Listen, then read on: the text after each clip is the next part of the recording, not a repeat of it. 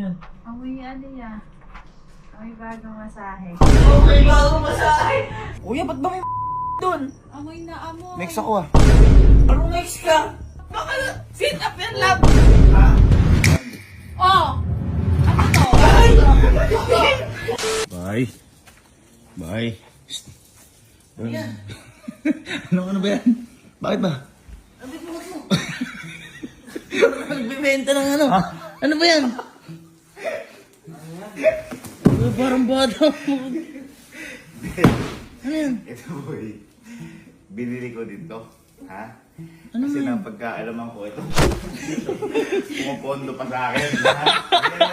Oy, sige, sino mo yun? Halika, pati na tayo. Masasamahan niyo ako dito. Pati na tayo. Ano yung gagawin? Ito, nagpondo rin ako. Pondo lang.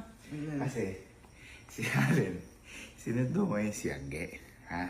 Puto, may kasunduan na naman ah. May kasunduan na naman nangyayari ah. Sinundo mo yung si Angge. Ngayon, di ba ganun ginawa mo sa akin? Pero ito, hanggang kaninang umaga ko pa ito, tinatago ko lang.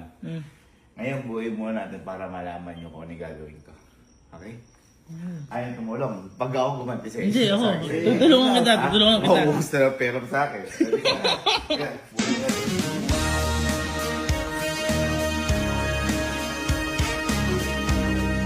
Alam nyo kung ano yan?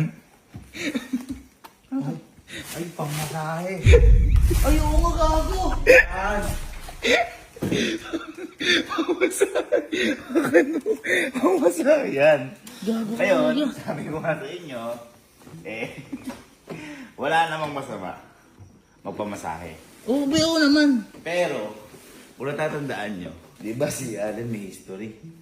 Isa, ginawa ko. Oo. Hanggang ngayon duda pa rin si Angge. O paano pa?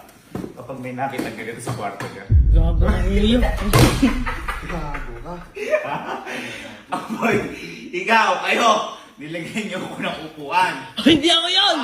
Ngayon, lalagyan natin siya ng massage bed.